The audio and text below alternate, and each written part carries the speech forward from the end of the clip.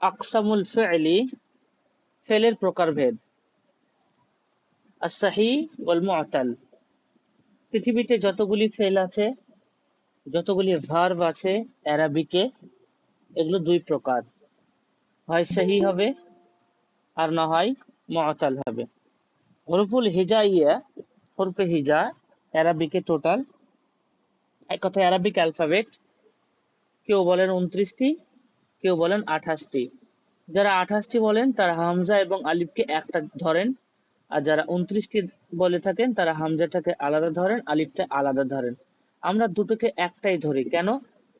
যেটা আলিফ তাতে হারকাত দিলে সেটাই হামজা, অতএব এটাকে ডবল করার প্রয়োজন নেই। এ কারণে এটাকে হরফে হিজা যেটাকে বলি সেটা টোটাল 28টি কিংবা 29টি। বড় বড় যেগুলো মজবুত বই এবং বেশিরভাগ যারা বড় বড় নাহবিবিদ, ওনাদের মতেও কিন্তু 28টি হরফে হিজাইয়া তথা অ্যারাবিক অ্যালফাবেট।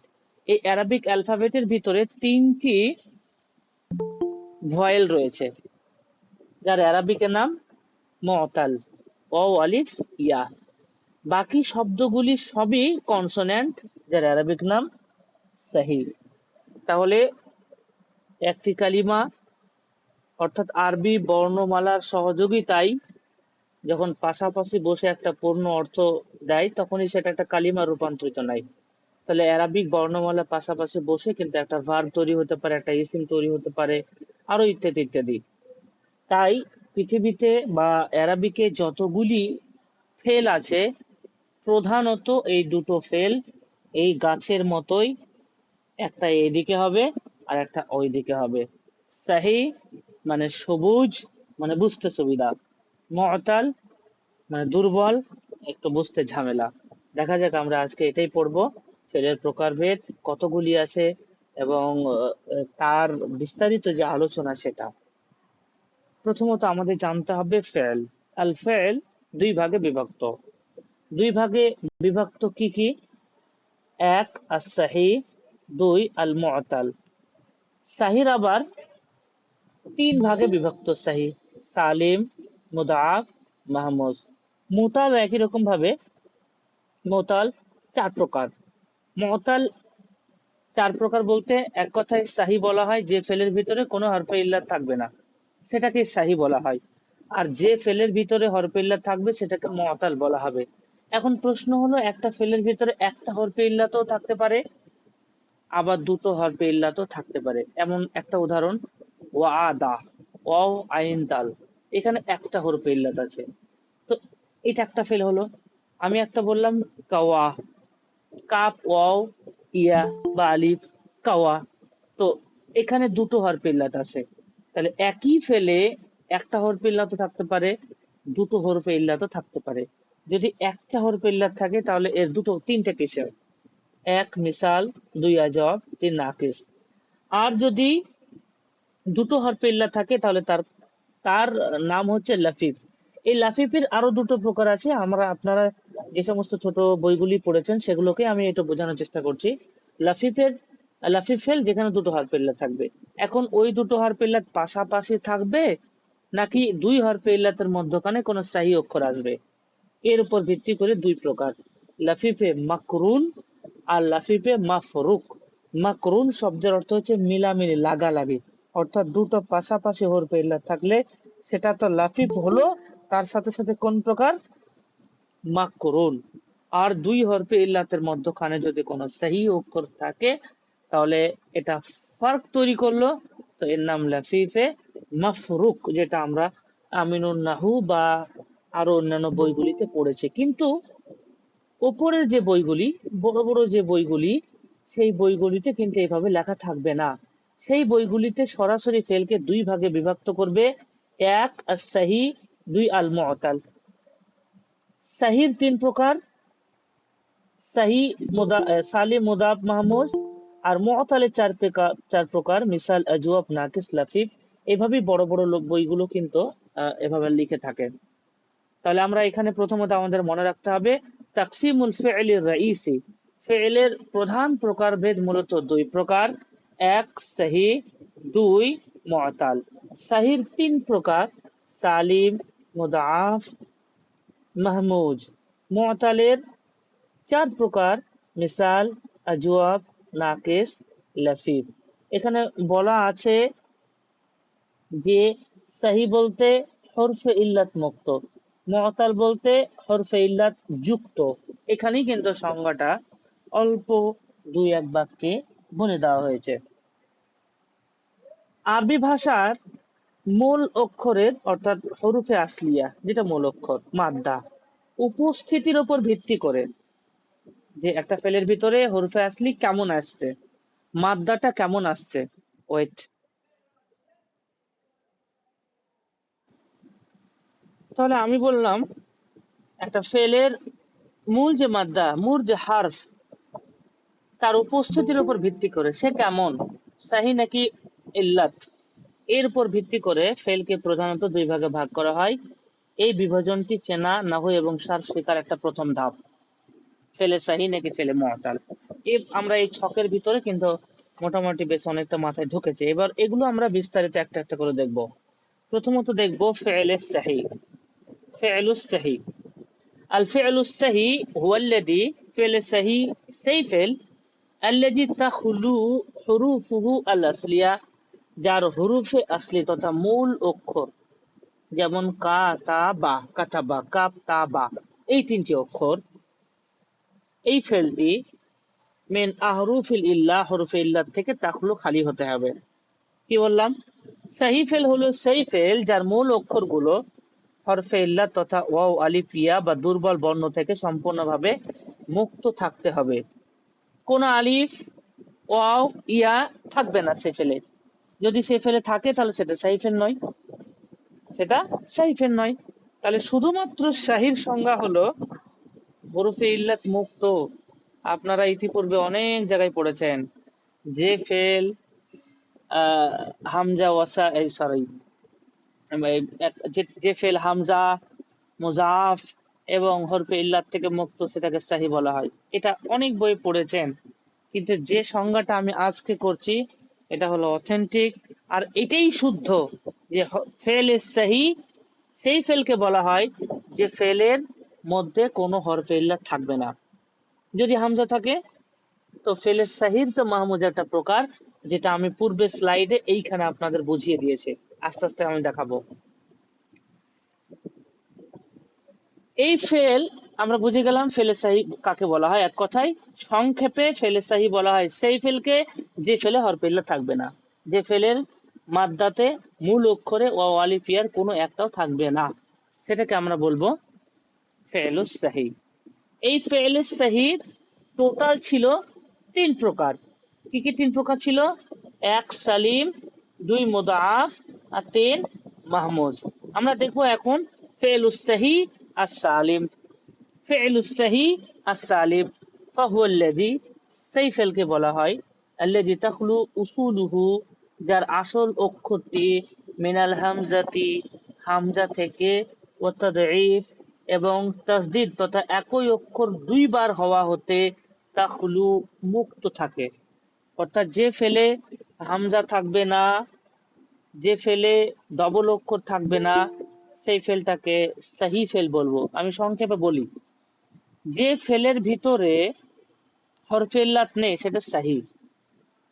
হরফে ইল্লাত নেই কিন্তু হামজা আছে, মনে করেন আখাদা, তাহলে হরফে ইল্লাত তো নেই, তার মানে আমি সাহি উচ্চারণ করব। তাহলে সাহির কোন প্রকার? সালিমের মধ্যে, অর্থাৎ ফেলুস সাহি আর সালিম। সালিমের সংজ্ঞাটা কি? তাখলু উসুলুহু মিনাল হামজাতি ওয়াত তাযঈফ, যে ফেলটির মাদ্দাটা আসল অক্ষরগুলি হামজা এবং তাযঈফ থেকে মুক্ত থাকবে সেটিকে ফেলে সাহি এবং সালিম বলা হবে। সালিম শব্দটা ওখানে অ্যাড হলো।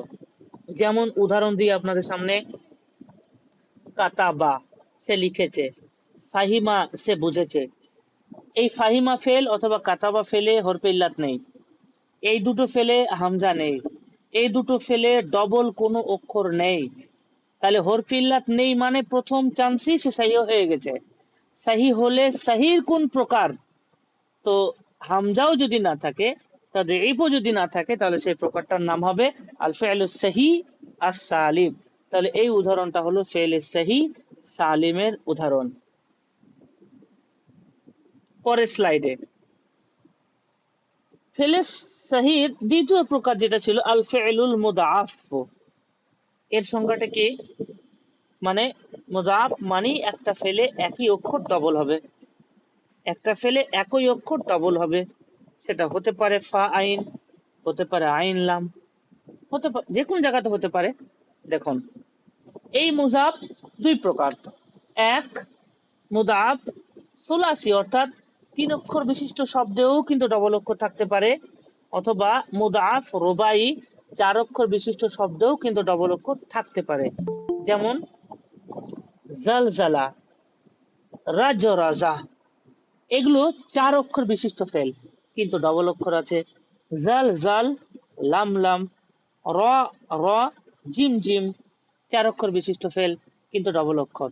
তাহলে এখানে মুদাফ তো হলো ডবল অক্ষর মানে মুদাফ, কয় অক্ষর বিশিষ্ট ফেলে? চার অক্ষর বিশিষ্ট ফেলে, তাহলে রুবাই যুক্ত করে দিলাম। তাহলে মুদাফ রুবাই, মুদাফ রুবাই, রুবাই মানে চার। আচ্ছা, এবার তিন অক্ষর বিশিষ্ট শব্দ যেমন মাদ্দা, যেমন মাররা, যেমন লাম্মা, এই শব্দগুলি তিন অক্ষর বিশিষ্ট ফেল কিন্তু ডবল অক্ষর আছে। তাহলে মুজাফ তো হলো কয় অক্ষর বিশিষ্ট ফেল? তিন অক্ষর বিশিষ্ট ফেল। তাহলে এখানে সুলাসি শব্দটা অ্যাড হয়ে যাবে। তাহলে বোঝা গেল ফেলুল মুদাফ ওই ফেলকে বলা হয় যে ফেলে ডবল অক্ষর থাকবে। যদি তিন অক্ষর বিশিষ্ট ফেলে ডবল অক্ষর থাকে তাহলে বলবো মুদাফ সুলাসি, চার অক্ষর বিশিষ্ট ফেলে যদি ডবল অক্ষর থাকে তাহলে বলবো মুদাফ রুবাই। এতটুকুই ক্লিয়ার। এবারে তাহলে আমি যদি বলি ফাররা, ফাররা বললাম আমি, তার মানে র কে আমি ডবল উচ্চারণ করলাম, এখানে হরফে ইল্লাত নেই, তাহলে প্রথমত ফাররা শব্দটি সহি ফেল। এরপর আপনাকে আমার জিজ্ঞাসা, সহি ফেলের কোন প্রকার? বলেছিল সালিম হলে হামজাও থাকবে না, মুজাফও থাকবে না, তাহলে এটা সালিমের আন্ডারে নয়। মুজাফ যেখানে ডবল অক্ষর থাকবে তাহলে এটা মুজাফ। তাহলে আল ফি'লুস সহি আল মুজাফ এভাবে উচ্চারণ হবে। কি বলবো? আল ফি'লুস সহি আল মুজাফ এটা উচ্চারণ হবে। তৃতীয় প্রকার যেটা হবে আল ফি'লুল মাহমুজ। এর সংজ্ঞাটা কি? ফাহুয়া আইয়াকুনা, অর্থাৎ সেটি হলো আহাদু উসুলিহি হামজাতান, এর মাদ্দার যে কোনো একটি অক্ষর, হতে পারে ফা কালিমা, হতে পারে লাম কালিমা, হতে পারে আইন কালিমা, হামজা থাকবে। যেমন এখানে বাংলায় লেখা আছে, অর্থাৎ ফেলে মাহমুজ ওই ফেলের, যেই ফেলের মূল অক্ষরগুলোর মধ্যে কোনো একটি অক্ষর হামজা হয় তাকে মাহমুজ বলে। এটি শব্দের শুরুতে, মাঝে বা শেষে হতে পারে। যেমন শব্দ শুরুতে আকালা, যেমন শব্দের মাঝখানে সাআলা, যেমন শব্দের শেষে করা। শব্দের শুরুতে যদি হামজা থাকে তাহলে একে বলবো মিসাল, শব্দের মধ্যখানে যদি থাকে তাহলে একে বলবো নাকিস, আজওয়াব, আর শব্দের শেষে যদি থাকে তাহলে আমরা কি বলবো? নাকিস। তাহলে আকালা, প্রথমে আপনার জিজ্ঞাসা এটা কোন ফেল, আমি খেয়াল করে দেখবো এখানে হরফে ইল্লাত আছে না নেই। হরফে ইল্লাত নেই, তাহলে এটা সহি হলো। সহি যখন আমি বললাম সহি তিন প্রকার আছে, সহি সালেম, সহি মাহমুদ, সহি মুদাফ।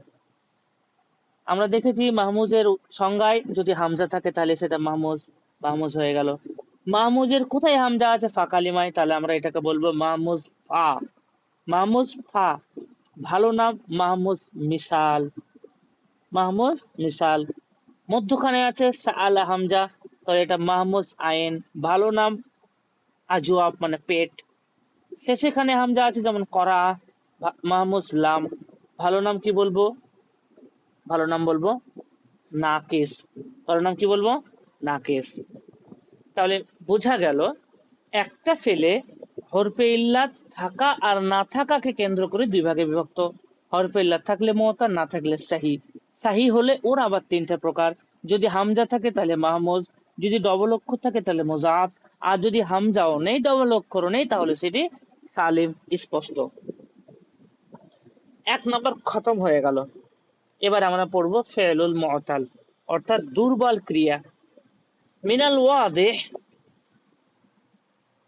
মিনাল ওয়াদিহ ইদান আন্নাল ফি'লাল মু'তাল, ফি'ল মু'তাল হুয়া মা ইয়াকুনু আহাদু আহরুফিহিল আসলিয়া, যার হরফে আসলির কোনো একটি হরফ, হারফে ইল্লাতিন, যার হরফে আসলির কোনো একটা হরফ হারফে ইল্লাতিন হরফে ইল্লাত থাকবে। আমাদের সামনে 4খানা মিসাল আছে, আহ, আহ, নিচে উদাহরণ দেওয়া আছে। এই মুতাল 4 ভাগে বিভক্ত। 1 আজওয়াফ, 2 নাকিস।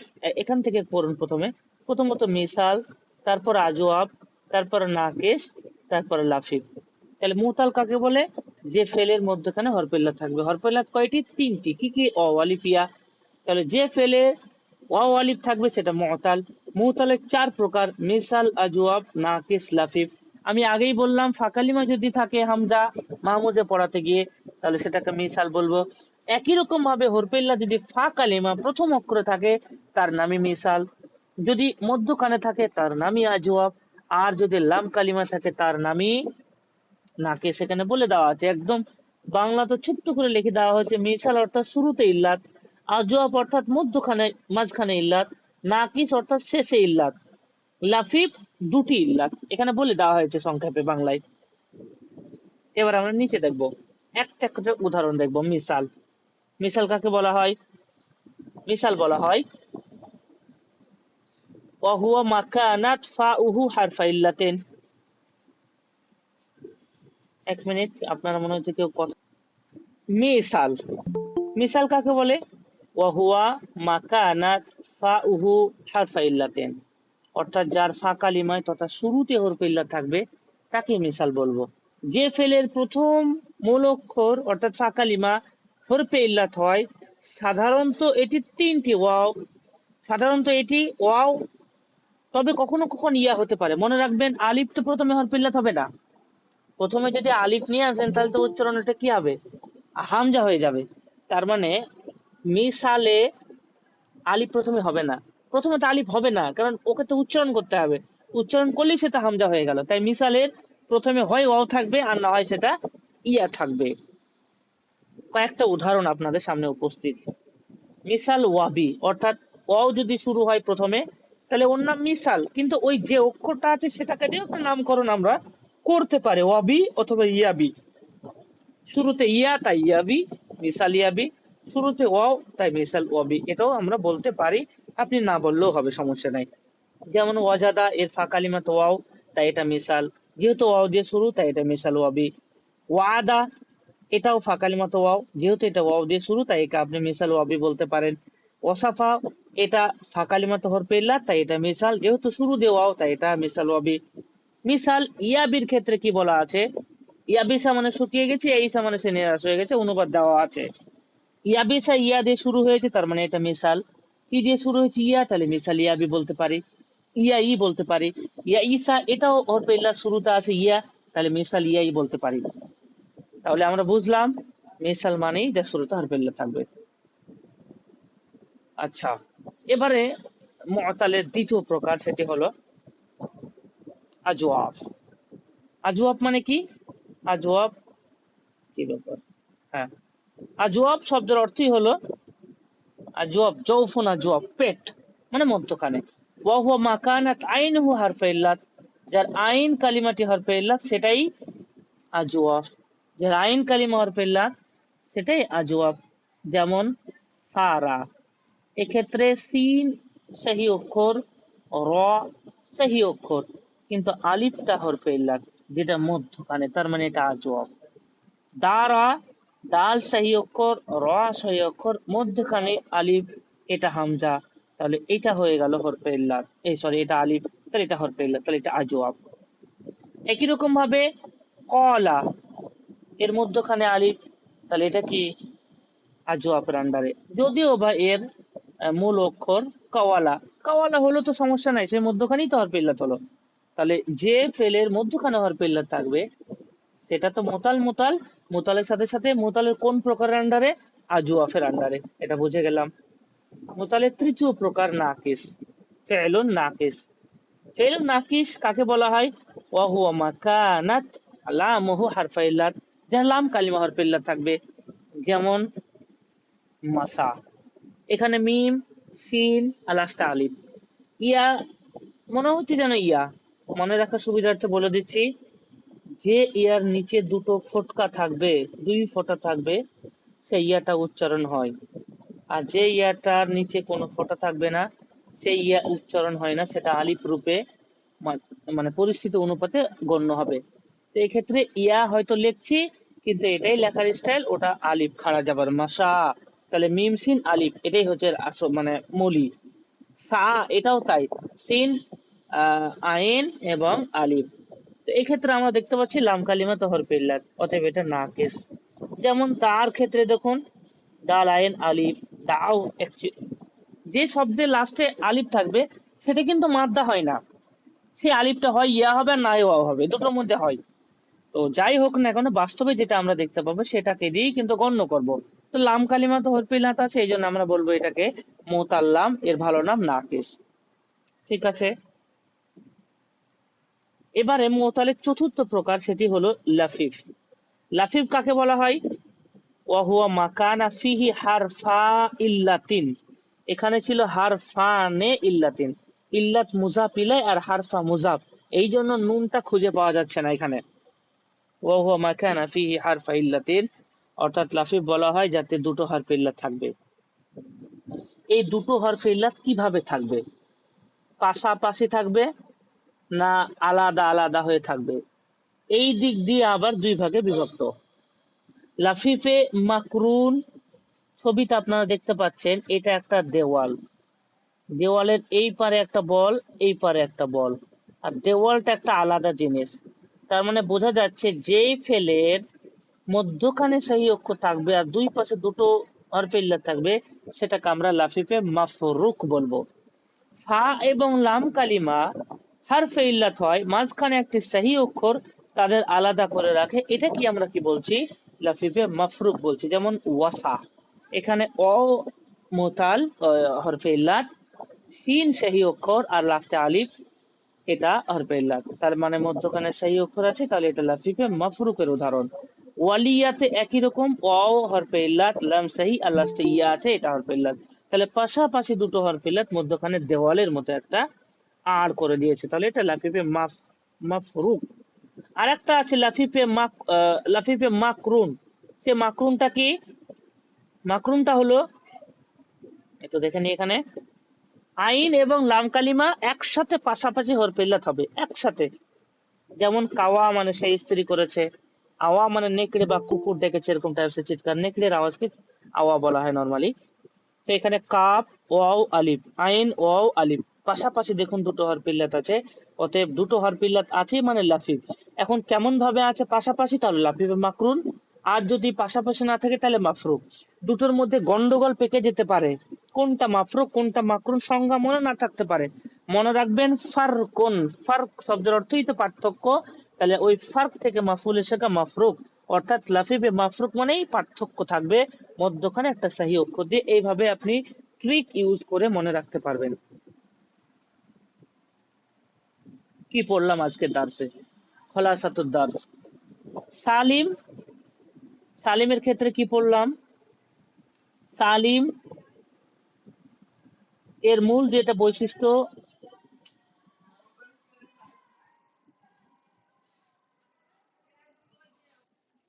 তাহলে খোলাসা কি পড়লাম? আমরা পড়লাম সালিম বলা হয়, মূল বৈশিষ্ট্য ইল্লাত হামজা তাসদিদ এগুলো মুক্ত থাকবে, যেমন ফাহিমা। মুজাফের ক্ষেত্রে কি পড়লাম? একই অক্ষর দুইবার অর্থাৎ তাসদিদ থাকবে, যেমন মাদ্দা। মাহমুজের ক্ষেত্রে কি পড়লাম? মূল অক্ষরে হামজা থাকে, যেমন আকালা, তাই তো। মিসালের ক্ষেত্রে কি পড়লাম? শুরুতে ফাঁকালিমা ইল্লাত থাকবে, যেমন ওয়াজাদা। আজওয়াবের ক্ষেত্রে কি পড়লাম? মাঝখানে আইন কালিমা হরফে ইল্লাত থাকবে, যেমন কলা। নাকিসের ক্ষেত্রে পড়লাম শেষে লাম কালিমা হরফে ইল্লাত থাকবে, যেমন দা। আর লাফিফের ক্ষেত্রে আমরা পড়লাম একসাথে দুটো হরফে ইল্লাত, যেমন কাওয়া। এটাই আমরা পড়লাম লাফিফ। তাহলে আপনারা আশা করি আজকের এই পাঠ বুঝতে পেরেছেন। একটা আমি আপনাদের প্রশ্ন জিজ্ঞাসা করি। সাআলা, ওয়াসাফা, জালজালা, সাআ, বলতে হবে কোনটা কোন ফেল? বলুন, কে বলবে?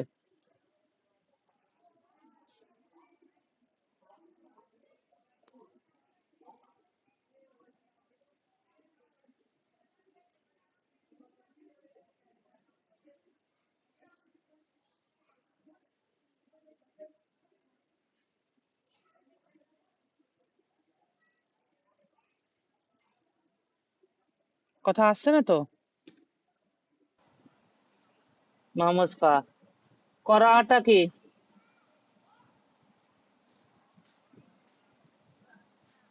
মানে এমনিটা ভালো নামটা বলেন। নাকিস বলেন। নাকিস বলবেন না, আমি বোঝানোর জন্য লাম বললাম, লাম বলবেন না কোনো সময়। নামটা বলবেন, পুরো আসল নামটা। হ্যাঁ। হ্যাঁ। শাহটা কি? শাহটা কি?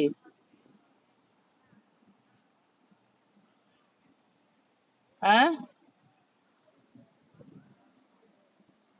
হ্যাঁ। একই সাথে বলতে পারবেন, এটাকে মোতালা বলতে পারি, আবার কি বলতে পারি, আমরা এটাকে মাহমুজও বলতে পারি। হ্যাঁ।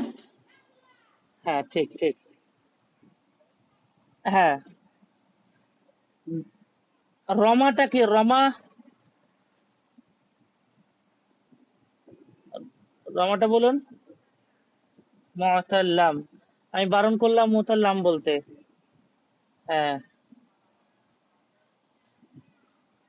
ওয়াকাটা বলেন, ওয়াকা।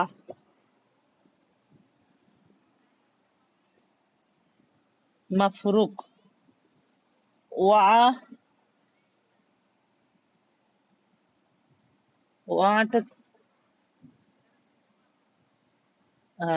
তাওয়াটা কি? তাওয়াটা কি? মাকরুন। তাওয়াটা মাকরুন। হ্যাঁ, ঠিক। রাওয়া হাদিসের ক্ষেত্রে রাওয়া রাওয়া এটা খুব ব্যবহার হয়, তাই না? রাওয়াটা কি?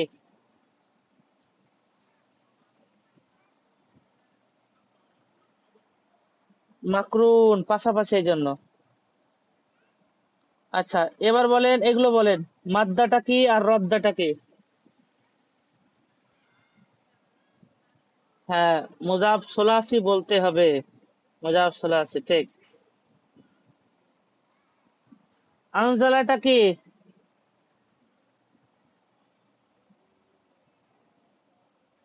আনজালাটা কি? কেন মুজাফ রুবাই হবে কেন?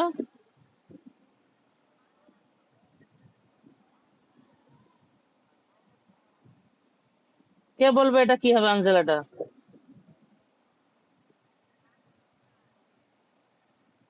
এই ফেলটা হবে, এই ফেলটা হবে সাহি। এই ফেলটা কি? সাহি হবে, কারণ এখানে ডবল অক্ষর একটাও নেই। এই আলিফটা হচ্ছে বাবি ইফালের আলিফ, এটাকে উড়িয়ে দিতে হবে। নুন জাল লাম না জালা মাদ্দা। সাহি ফেল এটা। সাহি ফেল এটা। এবার বলেন নাজালা এটা কি? নাজালাটা কি? এটা হবে মুজাফ। মুজাফ কি?